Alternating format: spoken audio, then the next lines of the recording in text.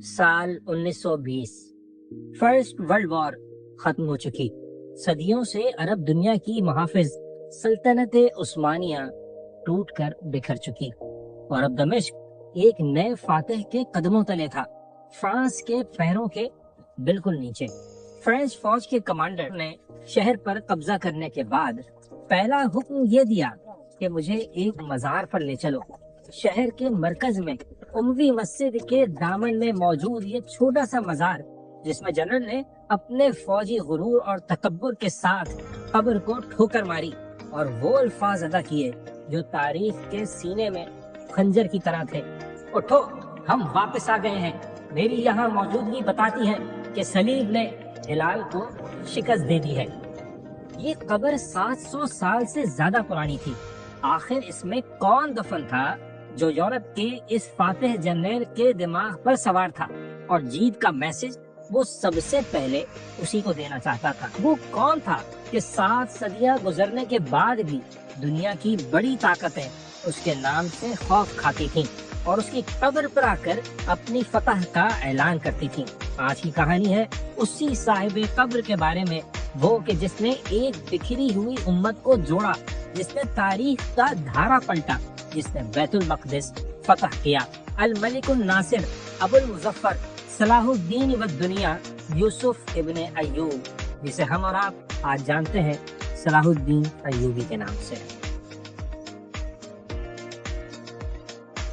صلاح الدین ایوبی کتنے گریٹ تھے، یہ سمجھنے کے لیے پہلے ہمیں جاننا ہوگا کہ وہ دنیا کیسی تھی جس میں انہوں نے آنکھ کھولی۔ یہ وہ دور تھا جب امت مسلمہ صرف کتابوں میں پائی جاتی تھی۔ حقیقت میں مسلم دنیا ایک بکھری ہوئی، ٹوٹی ہوئی، بلکہ آپس میں لڑتی ہوئی قوم کا نام تھا۔ صلاح الدین کے پیدا ہونے سے تقریباً 40 سال پہلے 1099 میں یورپ سے آنے والے کروسیڈرز نے مسلمانوں کو تاریخ کا سب سے بڑا گھاؤ لگایا تھا۔ انہوں نے بیت المقدس یعنی یروشلم پر قبضہ کر لیا تھا۔ یہ صرف ایک شہر کی بات نہیں تھی، ایک ہار نہیں تھی، یہ پوری مسلم سویلائزیشن کے منہ پر زور کا تھپڑ تھا، ان کی تہذیب کی تذلیل تھی، کیونکہ یہ کروسیڈرز شہر میں داخل ہوئے اور مسلمانوں کا وہ قتل عام کیا جس کی مثال پہلے کبھی نہیں ملی۔ میں ڈیٹیلز میں جانا نہیں چاہتا کیونکہ وہ بتانے کے قابل نہیں ہے، لیکن یہ سوال ذہن میں ضرور آتا ہے کہ آخر ایسا ہوا کیوں؟ مسلمان جو دنیا کی سب سے بڑی طاقت تھے، آخر اتنے کمزور کیسے ہو گئے کہ کچھ ہزار کی فوج نے اتنی دور سے یورپ سے آ کر ان کے ایک مقدس شہر پر قبضہ کر لیا اور وہ دیکھتے رہے؟ اس کا جواب ایک ہی ہے: مسلمانوں کے درمیان تقسیم، ان کے بیچ کی پھوٹ۔ مسلمان آپس میں اتنی بری طرح بٹے ہوئے تھے کہ یورپ سے آنے والے کروسیڈرز نے اپنی پہلی ہی جنگ میں بیت المقدس حاصل کر لیا۔ یہی نہیں، مسلمانوں کی سرزمین کے بیچوں بیچ ایک نہیں کئی ریاستیں بنا لی: کنگڈم آف یروشلم، county of Tripoli, principality of Antioch, county of Edessa. ان کے پاس یورپ کی فوجی اور مالی امداد تھی، مضبوط قلعے تھے، ان کا مقصد ایک تھا، ان کا دشمن ایک تھا، اور سب سے بڑھ کر ان میں اتحاد تھا۔ جبکہ مسلم ورلڈ میں ہر طرف افراتفری تھی، ان کی دو سب سے بڑی پاورز ایک دوسرے کی دشمن بنی ہوئی تھیں۔ بغداد میں عباسی خلافت جو سنی اسلام کی نمائندہ تھی، لیکن اب اس میں وہ پرانا دمخم نہیں تھا، خلیفہ صرف ایک مذہبی سمبل تھا بس۔ اور دوسری طرف تھی قاہرہ کی فاطمی خلافت جو اسماعیلی شیعہ اسلام کو مانتی تھی، عباسیوں کو ظالم سمجھتی تھی اور خود کو اسلام کا حقیقی وارث مانتی تھی۔ یہ دونوں خلافتیں، نام نہاد خلافتیں، ایک دوسرے کے اتنے خلاف تھیں کہ ایک دوسرے کے خلاف کروسیڈرز کا ساتھ دینے سے بھی نہیں چوکتی تھیں۔ جیسا کہ جب کروسیڈرز شام پہنچے تو قاہرہ میں فاطمیوں نے خوشیاں منائی، یہ سوچ کر کہ اس سے سنی دشمن کمزور ہوں گے، یعنی انہیں اس بات کا اندازہ ہی نہیں تھا کہ اگلا نمبر ان کا ہو سکتا ہے۔ ان دونوں بڑی پاور سے ہٹ کر دیکھیں تو جو کچھ شام اور فلسطین کے علاقے میں ہو رہا تھا وہ بھی کم نہیں تھا۔ یہ علاقہ درجنوں چھوٹے علاقوں میں بٹا ہوا تھا اور ہر علاقہ دوسرے کا دشمن تھا۔ جیسے حلب کے امیر کا دمشق کے امیر سے جھگڑا تھا، دمشق کا امیر موصل کے امیر کے خلاف سازش کر رہا تھا، کہنے کو تو سب بغداد کے خلیفہ کو مانتے تھے، لیکن حقیقت یہ ہے کہ سب آزاد تھے، مادر پردش آزاد۔ ان کی وفاداریاں نہ اسلام کے ساتھ تھیں نہ امت کے ساتھ، وہ تو بس اپنے شہر، اپنے خاندان اور اپنے تخت کے ساتھ تھے۔ کچھ تو اس حد تک گر چکے تھے کہ اپنے دشمن کے خلاف کروسیڈرز کے ساتھ بھی مل جاتے تھے، انہیں پیسے دیتے، انہیں اپنی فوج میں شامل کرتے، صرف اور صرف اپنے پڑوسی مسلمان کو ہرانے کے لیے۔ یعنی صلیبی جنگجو اس لیے کامیاب نہیں ہوئے تھے کہ وہ بڑے بہادر یا طاقتور تھے، اصل وجہ یہ تھی کہ مسلمان متحد نہیں تھے۔ انہوں نے اسی تقسیم کا فائدہ اٹھایا، سمجھے بالکل آج کی طرح۔ تو ہر طرف مایوسی تھی، گھٹا ٹوپ اندھیرا تھا، اور اندھیرا جتنا زیادہ ہو صبح اتنی ہی قریب ہوتی ہے۔ صلاح الدین کی کہانی شروع ہونے سے پہلے اس کرن کا ذکر کرنا پڑے گا، کیونکہ وہی تھے جنہوں نے صلاح الدین کو صلاح الدین بنایا۔ یہ تھے موصل شہر کے امیر عماد الدین زنگی، ایک ترک گورنر، اور جو چیز انہیں دوسرے امیروں سے الگ کرتی تھی وہ تھا ان کا ویژن۔ وہ سمجھ گئے تھے کہ صلیبیوں کو ہرانا ہے تو مسلمانوں کو متحد ہونا ہوگا، اس لیے انہوں نے اپنی زندگی کا مشن بنا لیا کہ وہ شام کے علاقے میں موجود سب امیروں کو ایک جھنڈے تلے جمع کریں گے، چاہے اس کے لیے انہیں اپنی تلوار ہی کیوں نہ استعمال کرنی پڑے۔ اور سن 1144 میں انہوں نے ایک ایسی کامیابی بھی حاصل کر لی جس کے لیے آنکھیں ترس رہی تھیں۔ انہوں نے کروسیڈرز کی ایک مضبوط ریاست کاؤنٹی آف ایڈیسا کو فتح کر لیا۔ یہ تقریباً 50 سالوں میں مسلمانوں کی کروسیڈرز کے خلاف سب سے بڑی کامیابی تھی۔ اس جیت سے پوری مسلم دنیا میں خوشی کی لہر دوڑ گئی، اور یہ بات بھی ثابت ہوئی کہ یورپ سے آنے والے ناقابل شکست نہیں ہیں۔ لیکن ابھی عماد الدین اپنا کام مکمل بھی نہیں کر پائے تھے کہ ان کا قتل ہو گیا۔ اب خواب پورا کرنے کی ذمہ داری ان کے بیٹے کے کاندھوں پر آ گئی، وہ کہ جو اپنے باپ سے بھی زیادہ عظیم ثابت ہوئے، نور الدین زنگی۔ صرف ایک جنگجو ہی نہیں، ایک دیندار، انصاف پسند حکمران، جنہوں نے حلب اور دمشق کو یونائٹ کیا اور پہلی بار بیت المقدس کی آزادی کے نعرے کو ایک عوامی تحریک میں بدل دیا۔ انہوں نے لوگوں کو یاد دلایا کہ القدس صرف ایک شہر نہیں، مسلمانوں کا قبلہ اول ہے، ان کی عزت اور غیرت کا سوال ہے۔ یعنی نور الدین نے وہ زمین تیار کی، وہ بیج بویا جس کے کاٹنے کا کام تقدیر نے کسی اور کے نام لکھا تھا۔ وہی شخص جو نور الدین کی فوج میں ہی شامل تھا، ایک نوجوان کرد سپاہی یوسف ابن ایوب، وہ کہ جو شام یا فلسطین میں پیدا نہیں ہوئے تھے، بلکہ وہاں سے کہیں دور موجودہ عراق کے شہر تکریت میں جنم لیا۔ نہ وہ کوئی شہزادے تھے نہ کوئی نواب، وہ تو بس ایک فوجی خاندان کے بیٹے تھے۔ کہا جاتا ہے کہ جس رات صلاح الدین پیدا ہوئے اسی رات ان کے خاندان کو تکریت کے شہر سے نکال دیا گیا تھا۔ یہ خاندان جلا وطنی کے بعد پہلے موصل، پھر بعلبک اور بالآخر دمشق منتقل ہو گیا۔ یہاں کوئی نہیں جانتا تھا کہ یہ نوجوان جسے صرف پڑھنے کا شوق ہے، جسے قرآن و حدیث کے علاوہ فقہ، ادب اور تاریخ میں دلچسپی ہے، جو شاید ایک عالم یا قاضی بننا چاہتا ہے، ایک دن تاریخ کا دھارا بدل دے گا، ملٹری ہسٹری کی بڑی بڑی کامیابیاں حاصل کرے گا، اور ہاں، نور الدین کے خواب کو پورا کر کے دنیا کے سامنے اپنا نام بنائے گا، سلطان صلاح الدین ایوبی کے نام سے۔ صلاح الدین کی کہانی کا آغاز نہ دمشق میں ہوتا ہے نہ ہی بیت المقدس میں، بلکہ یہ شروع ہوتی ہے مصر میں۔ 12ویں صدی کے مصر کا حال تو سمجھیں آج سے بھی برا تھا۔ فاطمی خلافت جو کبھی ایک عظیم طاقت تھی، جس کا جھنڈا سسیلی سے حجاز تک لہراتا تھا، اب اپنی آخری سانسیں لے رہی تھی۔ خلیفہ صرف ایک پپٹ تھا، اصل طاقت وزیروں کے ہاتھوں میں تھی جو آپس میں لڑتے رہتے تھے، اور یہ کمزوری دو لوگوں کو اچھی طرح معلوم تھی، اور انہوں نے مصر پر اپنی نظر جمائی ہوئی تھی۔ ایک طرف تھے صلیبی، جنہیں پتا تھا کہ فلسطین کی سرزمین پر سروائیول کے لیے انہیں مصر پر قبضہ کرنا ہوگا، اور دوسری طرف تھے نور الدین زنگی، جنہیں یقین تھا کہ اگر مصر کروسیڈرز کے ہاتھ لگ گیا تو شام اور فلسطین ہمیشہ کے لیے مسلمانوں کے ہاتھوں سے نکل جائیں گے۔ اس لیے انہیں قبلہ اول کو بچانے کے لیے مصر کو اپنے ہاتھ میں لینا ہوگا۔ سمجھے، مصر اب شطرنج کی ایک بساط بن چکا تھا، اور اس بساط پر نور الدین نے اپنے سب سے اہم مہرے کے ساتھ سب سے بڑی چال چلی۔ نام تھا اسد الدین شیر کو، یعنی پہاڑ کا شیر، اور یہ شیر کو اپنے ساتھ اپنے بھتیجے کو بھی مصر لے گیا۔ جی ہاں، صلاح الدین کو۔ اگلے 5 سال تک مصر ایک خون کھیل کا میدان بنا رہا۔ شیر کو اور صلاح الدین نے 3 بار مصر پہ حملہ کیا۔ ہر بار ان کا مقابلہ صرف فاطمی فوج سے نہیں ہوا، بلکہ ان کی مدد کے لیے آنے والی صلیبی فوج سے بھی ہوا۔ یعنی مصر وہ پہلا میدان تھا جہاں صلاح الدین نے اپنی فوجی صلاحیت دکھائی۔ یہاں انہوں نے کئی جنگیں لڑی، کئی بار کروسیڈرز کو ہرایا، یہاں تک کہ 1169 میں شیر کو اپنی آخری کیمپین میں کامیاب ہو گیا اور سازش کرنے والے وزیر کو ہرا کر وہ خود فاطمی سلطنت کا وزیر بن گیا۔ لیکن صرف 2 مہینے ہی گزرے تھے کہ اچانک شیر کوہ کا انتقال ہو گیا۔ اب سوال یہ تھا کہ اس کی جگہ کون لے گا؟ فاطمی خلیفہ العاضد اور اس کے درباریوں نے سوچا کہ شیر کوہ کا نوجوان بھتیجا صلاح الدین سب سے کمزور امیدوار ہے، اسے آسانی سے کنٹرول کیا جا سکتا ہے۔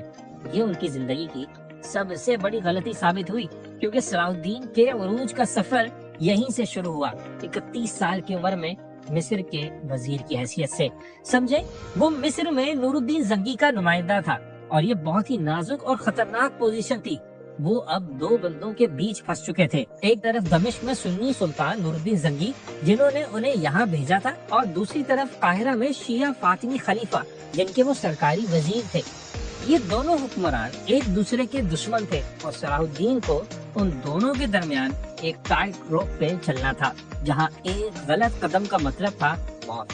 صلاح الدین نے یہاں اپنا کام شروع کر دیا، فوج میں اپنے وفادار لوگوں کو بھرتی کرنے کا آغاز کیا، اپنے خاندان کے لوگوں کو اہم عہدوں پر لگایا، اور فاطمی حکومت کے وفاداروں کو ایک ایک کر کے راستے سے ہٹایا، اور 2 سال کے انتظار کے بعد 1171 میں اپنی سب سے بڑی چال چلی۔ ستمبر 1171 قاہرہ کی جامع مسجد میں جمعے کی نماز کا خطبہ چل رہا ہے۔ ایسا لگ رہا ہے امام کسی الجھن کا شکار ہے۔ جیسے جیسے خطبہ آگے بڑھ رہا ہے، پریشانی اس کے چہرے پر بڑھتی جا رہی ہے، اور جب خلیفہ وقت کا نام لینے کی باری آئی تو اس کی پیشانی پر پسینہ صاف نظر آ رہا تھا، اور پھر اس نے ڈرتے ڈرتے فاطمی خلیفہ کے بجائے عباسی خلیفہ کا نام لے لیا۔ مسجد میں ایک دم خاموشی چھا گئی، اور اپنے کونے سے اللہ اکبر کا نعرہ گونجا۔ صلاح الدین کے حکم پر 200 سال میں پہلی بار قاہرہ میں شیعہ فاطمی خلیفہ کے بجائے بغداد کے سنی خلیفہ کا نام لیا گیا۔ یہ ایک بغاوت تھی، کھلی بغاوت، لیکن اسے کچلنے کا دم کسی میں نہیں تھا، کیونکہ بیمار فاطمی خلیفہ العاضد اپنے آخری دن گن رہا تھا، اور کچھ ہی دن بعد اس کے انتقال کے ساتھ ہی فاطمی خلافت کا خاتمہ ہو گیا ہمیشہ کے لیے، اور مصر ایک پکے ہوئے پھل کی طرح صلاح الدین کی گود میں آ گرا۔ اب صلاح الدین مصر کے بے تاج بادشاہ تھے۔ انہوں نے نور الدین زنگی کا ایک بڑا خواب پورا کر دیا۔ یہ کامیابی اتنی بڑی تھی کہ کہا جاتا ہے کہ نور الدین زنگی کے ذہن میں بھی شک کا بیج پڑ گیا۔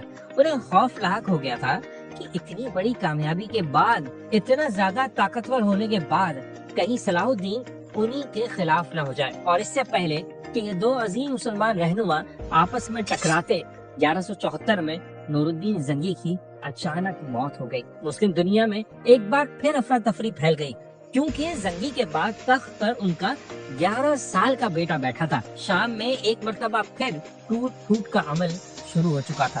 اب صلاح الدین کے سامنے 2 راستے تھے، مصر میں رہ کر اپنی سلطنت چلائیں یا پھر آگے بڑھ کر شام کے حالات کو سنبھالیں۔ وہ جانتے تھے کہ جب تک مسلمان متحد نہیں ہوں گے، القدس کی آزادی ایک خواب ہی رہے گی۔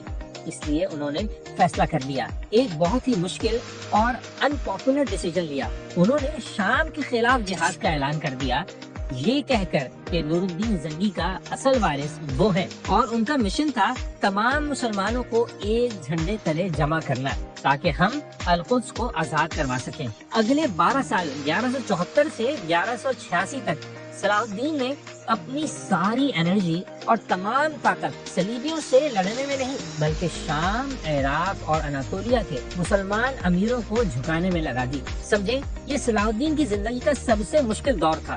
اسے اپنے ہی مسلمان بھائیوں کے خلاف تلوار اٹھانی پڑ رہی تھی۔ اس پر الزام لگائے جا رہے تھے کہ وہ اقتدار کا بھوکا ہے، اس لیے مخالف اسے ختم کرنے کے لیے ہر حد تک جانے کو تیار ہو گئے، جن میں سب سے خطرناک دشمن تھے حشاشین، ایک سیکرٹ اسماعیلی آرڈر جو اپنے سیاسی مخالفوں کو مارنے کے لیے مشہور تھا۔ انہوں نے ایک نہیں 2 بار صلاح الدین پر قاتلانہ حملہ کیا۔ ایک بار تو حلب کے محاصرے کے دوران ایک حشاشین صلاح الدین کے خیمے میں گھس گیا اور سر پر خنجر سے وار کیا، لیکن خوش قسمتی دیکھیں کہ اس وقت سلطان نے اپنے امامے کے نیچے خود یعنی ہیلمٹ پہن رکھا تھا، وہ بچ گئے۔ یہ واقعات انہیں ہر وقت یاد دلاتے کہ ان کی جنگ صرف صلیبیوں سے نہیں بلکہ ہر اس شخص کے خلاف ہے جو امت کے اتحاد کی راہ میں رکاوٹ ہے۔ یہاں تک کہ 12 سال کی مسلسل جدوجہد، جنگوں اور ڈپلومیسی کے بعد صلاح الدین کو کامیابی مل گئی۔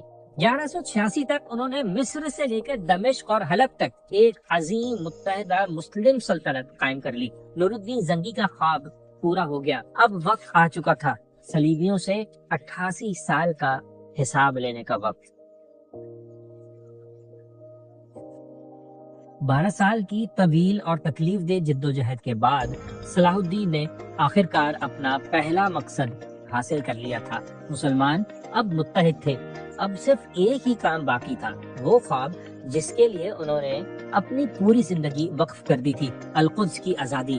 لیکن وہ جلد بازی میں حملہ نہیں کرنا چاہتے تھے، وہ صحیح موقع کا اور اپنے حریف کی کسی مسٹیک کا انتظار کر رہے تھے، اور وہ غلطی صلیبیوں کے سب سے بے رحم اور مغرور جنگجو نے کی، جس کا نام تھا رینالڈ ڈی شاتیون، ایک وحشی اور لالچی وار لارڈ جو کرک کے قلعے کا حاکم تھا۔ وہ صلاح الدین سے کیے گئے معاہدوں کو بار بار توڑتا۔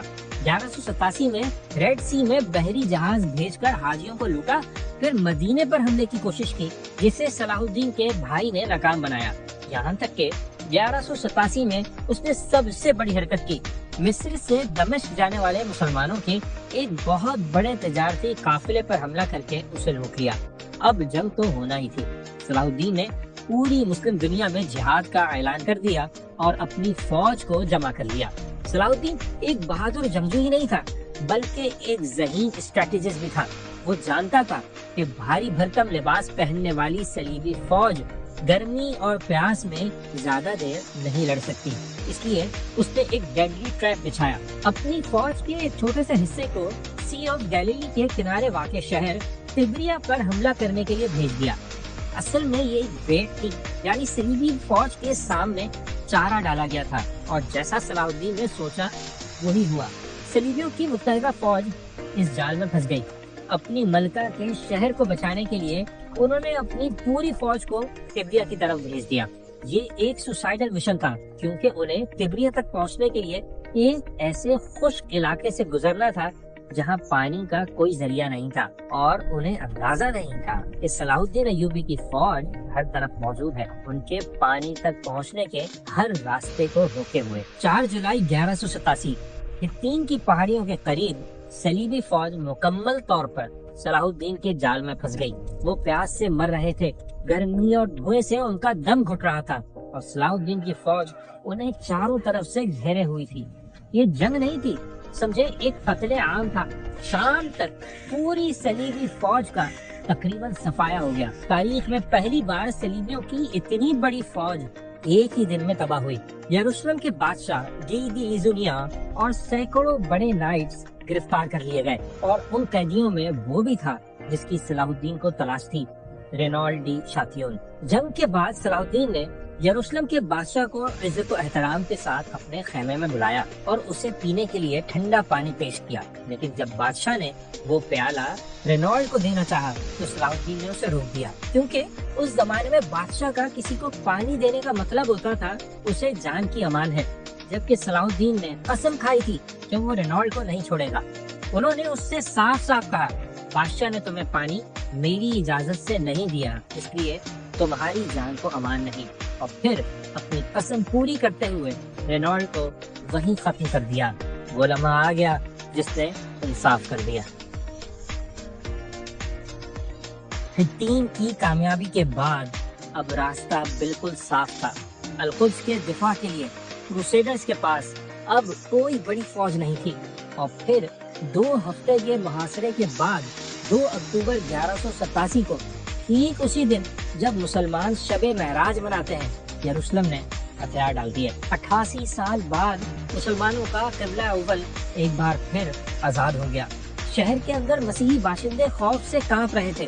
انہیں پتا تھا کہ 88 سال پہلے جب ان کے باپ دادا نے شہر پر قبضہ کیا تھا تو انہوں نے خون کی ندیاں بہا دی تھی۔ ان کے لیے آج بدلے کا دن تھا۔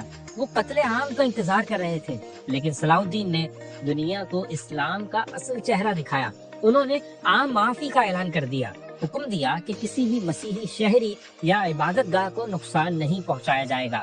صرف ایک شرط رکھی کہ جو شہر چھوڑ کر جانا چاہتا ہے اسے معمولی سا فدیہ ادا کرنا پڑے گا۔ ہر مرد 10 دینار، ہر عورت 5 دینار اور ہر بچہ 2 دینار فدیہ ادا کر کے 40 دن کے اندر شہر سے نکل جائے، اسے کچھ نہیں کہا جائے گا۔ بہت سے لوگ فدیہ ادا نہیں کر پائے۔ صلاح الدین نے رقم اور کم کر دی، مرد 5، عورت 2 اور بچے مفت۔ اور جب آخر میں ہزاروں غریب مسیحی ایسے بچے جو فدیہ ادا کرنے کے قابل نہیں تھے تو صلاح الدین اور ان کے بھائی العادل نے اپنی جیب سے ان کا فدیہ ادا کیا اور انہیں آزادی دی۔ یہ صرف ایک فوجی کامیابی نہیں تھی، ایک اخلاقی فتح تھی۔ یہ تھی صلیب پر ہلال کی کامیابی، جس نے دنیا کو بتایا کہ ایک سچا مسلمان کیسا ہوتا ہے۔ پھر 2 اکتوبر 1187 کو جمعے کے مبارک دن صلاح الدین ایوبی فاتحانہ انداز میں بیت المقدس میں داخل ہوئے۔ شہر میں کوئی قتل عام نہیں ہوا، کسی گرجے کو نقصان نہیں پہنچایا گیا، مسجد اقصی کو عرق گلاب سے دھویا گیا اور نور الدین زنگی کا بنوایا ہوا ممبر یہاں لگایا گیا۔ تقریباً 9 دہائیوں کے بعد مسجد اقصی سے پہلی بار جمعے کی اذان اور خطبے کی آواز گونجی۔ یہ صلاح الدین ایوبی کی زندگی کا سب سے بڑا مومنٹ تھا۔ وہ خواب پورا ہو گیا جس کے لیے انہوں نے اپنی پوری زندگی وقف کر دی۔ یہ خبر یورپ کے لیے کسی قیامت سے کم نہیں تھی۔ پوپ اربن سویم کا تو خبر سنتے ہی انتقال ہو گیا۔ تب نئے پوپ نے فوراً 3rd کروسیڈ کا اعلان کر دیا، اور اس بار اتنی بڑی فوج آئی کہ شاید مڈل ایسٹ نے اپنی ہسٹری میں نہ دیکھی ہو۔ یورپ کے تینوں طاقتور بادشاہ خود میدان میں آ رہے تھے۔ ہولی رومن امپائر کا بادشاہ فریڈرک باربروسا، فرانس کا نوجوان بادشاہ فلپ آگسٹس دوم اور انگلینڈ کا نڈر جنگجو بادشاہ رچرڈ اول، جسے اس کی بہادری کی وجہ سے لائن ہارٹ یعنی شیر دل کہا جاتا تھا، اس لیے اس جنگ کو کنگز کروسیڈ بھی کہا جاتا ہے۔ تو پھر اگلے کئی سالوں تک جنگیں چلتی رہیں، ایک کے بعد دوسری جنگ، کبھی رچرڈ جیتتا تو کبھی صلاح الدین، یہاں تک کہ 1192 میں دونوں فوجوں کے بیچ معاہدہ ہو گیا، ٹریٹی آف جافا، جس کے مطابق بیت المقدس مسلمانوں کے کنٹرول میں رہے گا۔ مسیحی زائرین کو بیت المقدس میں اپنے مقدس مقامات کی زیارت کرنے کی اجازت ہوگی۔ ایک چھوٹی سی ساحلی پٹی پر کروسیڈرز کی حکومت قائم رہے گی اور 3 سال تک جنگ بندی رہے گی۔ باربروسا جنگ سے پہلے ہی دریا میں ڈوب کر مر گیا تھا۔ فلپ شروع میں ہی فرانس واپس چلا گیا تھا اور رچرڈ کئی سال کی جنگ کے بعد ایک معاہدہ کر کے انگلینڈ لوٹ رہا تھا۔ 3rd کروسیڈ جو اسلام کو تباہ کرنے آئی تھی، اپنے مقصد میں ناکام ہو کر بالآخر ختم ہو گئی۔ لیکن وہ کہتے ہیں نا کہ ہر عظیم کہانی کا بھی ایک اینڈ ہوتا ہے، اور تاریخ کا المیہ یہ ہے کہ عظیم سلطنتوں کا اینڈ بہت برا ہوتا ہے۔ 3rd کروسیڈ ختم ہونے کے کچھ ہی مہینوں بعد صلاح الدین ایوبی بیمار پڑ گئے، یہاں تک کہ 4 مارچ 1193 کو صبح فجر کی اذان کے وقت ان کا انتقال ہو گیا، صرف 56 سال کی عمر میں۔ جب وہ دنیا سے رخصت ہوئے تو ایک فاتح کے طور پر نہیں بلکہ ایک فقیر کی طرح گئے۔ صلاح الدین کی ذاتی ملکیت کا حساب لگایا گیا تو دنیا حیران رہ گئی۔ ایک عظیم سلطان، مصر سے لے کر شام تک ایک بہت بڑی سلطنت کے حاکم نے پیچھے صرف 1 سونے کا دینار اور 47 چاندی کے درہم چھوڑے تھے۔ اتنی بھی رقم نہیں تھی کہ اس کے جنازے کا خرچہ پورا ہو سکے۔ انہوں نے اپنی پوری زندگی ایک خواب، ایک مقصد کے لیے ڈیڈیکیٹ کی تھی، اور وہ ورثے میں بھی سمجھے اسی خواب کی تعبیر چھوڑ گئے تھے۔ دنیا کی تاریخ میں تلوار کے کئی دھنی آئے۔ تاریخ ایسے لوگوں سے بھری پڑی ہے جنہوں نے بڑی بڑی فتوحات حاصل کی، مگر آج بھی ان کا نام نفرت سے لیا جاتا ہے۔ چنگیز خان، ہلاکو خان، تیمور لنگ یا خود صلیبی جنگجو، لیکن صلاح الدین کی اصل طاقت، ان کی پاپولیرٹی کی وجہ ان کی تلوار نہیں، ان کا کردار تھا۔ وہی کردار جس کی وجہ سے وہ مسلمانوں میں ہی نہیں، دشمنوں میں بھی عزت کی نظر سے دیکھے جاتے ہیں۔ دانتے نے اپنی ڈیوائن کامیڈی میں صلاح الدین کو جہنم کے پہلے دائرے لمبو میں افلاطون اور ارسطو جیسے نیک لوگوں کے ساتھ جگہ دی جو مسیحی نہیں تھے۔ سر والٹر اسکاٹ کے ناول دی ٹیلسمین نے یورپ میں صلاح الدین کی بہادری اور تہذیب کو بہت پاپولر بنایا۔ خیر، تو لوگوں کو امید تھی کہ صلاح الدین کا مشن جاری رہے گا، ان کے بیٹے ان کی لیگیسی کو آگے بڑھائیں گے اور پورا شام، فلسطین اور اناطولیہ مسیحی قابض فوجوں سے آزاد کروائیں گے۔ لیکن یہاں صلاح الدین کی کہانی کی سب سے بڑی ٹریجڈی ہوتی ہے۔ وہ صلاح الدین جنہوں نے اپنی پوری زندگی مسلمانوں کو متحد کرنے کے نظریے پر گزاری، مرتے وقت وہی غلطی کر گئے جو ان سے پہلے کے بادشاہ کرتے آئے تھے۔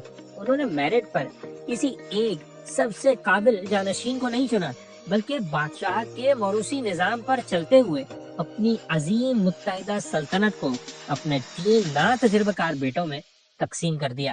یہ ہے بادشاہت کے نظام کی وہ خرابی، وہ مینوفیکچرنگ فالٹ جس نے ہمیشہ مسلمانوں کو دھوکہ دیا ہے۔ بیٹوں کی محبت میں صلاح الدین جیسا عظیم اور دور اندیز بندہ بھی پھنس گیا۔ وہ ایک عظیم مجاہد، ایک عظیم شخصیت تھا، لیکن بالآخر وہ ایک باپ ہی تھا۔ اس کا نتیجہ کیا نکلا؟ بہت ہی تباہ کن۔ صلاح الدین کی آنکھیں بند ہوتے ہی ان کے بیٹے تخت کے لیے ایک دوسرے کے خون کے پیاسے ہو گئے۔ الافضل، العزیز اور الظاہر تینوں بھائی آپس میں لڑ پڑے۔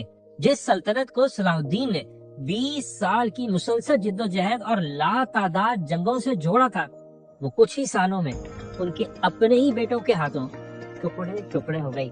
اور سب سے بڑا المیہ، سب سے بڑی بے عزتی، اس خانہ جنگی میں کامیابی حاصل کرنے کے لیے صلاح الدین کے بیٹوں اور بھتیجوں نے اپنے باپ کے سب سے بڑے دشمن یعنی کروسیڈر سے بھی مدد مانگنا شروع کر دی۔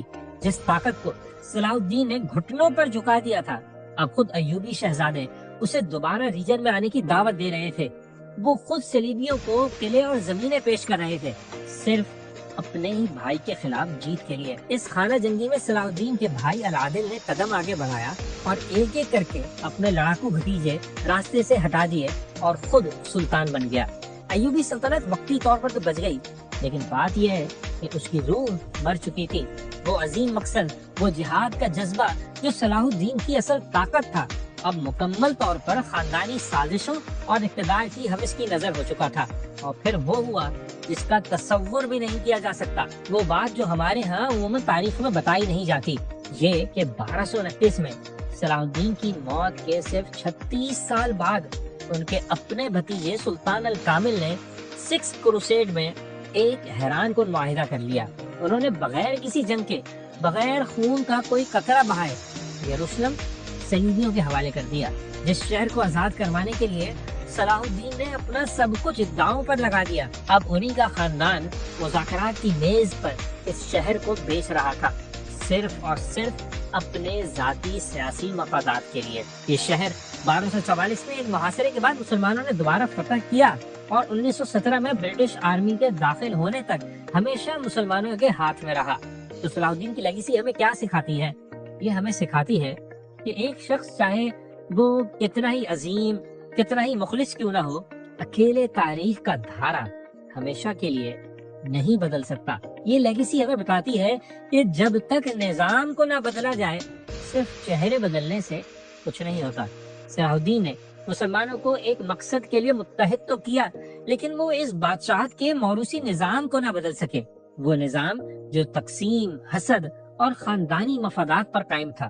اس میں کوئی شک نہیں، ان کی کہانی ایک عظیم فتح کی داستان ہے، لیکن ساتھ ہی یہ ایک گہرے المیے کی بھی کہانی ہے کہ ایک ایسا ہیرو جس نے باہر کی جنگ تو جیت لی، پوری دنیا کے خلاف کامیابی حاصل کی، لیکن اپنے گھر کے اندر کی کمزوریوں، اپنے نظام کی خامیوں کو ٹھیک نہیں کر پایا، جو اس کی عظیم لیگیسی کو کھا گئیں۔ شاید 700 سال بعد جب جنرل گورو صلاح الدین کی قبر پر کھڑا تھا تو صرف ایک فاتح کے طور پر نہیں ہنس رہا تھا، شاید وہ تاریخ کے اس کڑوے سبق پر بھی ہنس رہا تھا کہ مسلمان اکثر باہر کے دشمنوں سے نہیں، اندر کی تقسیم سے ہارتے ہیں۔ آج جب ہم مسلم ورلڈ کو ایک بار پھر بٹا ہوا دیکھتے ہیں، ایک انٹرنل کیوس کا شکار دیکھتے ہیں، تو کیا صلاح الدین ایوبی کی زندگی ہمیں راستہ نہیں دکھاتی کہ حقیقی آزادی اور وقار کا راستہ باہر کے دشمنوں سے لڑنے سے پہلے اندر کے اتحاد سے شروع ہوتا ہے؟ اور یہ بھی کہ ایک عظیم مقصد کے لیے صرف ایک عظیم رہنما نہیں، ایک عظیم نظام کی بھی ضرورت ہوتی ہے۔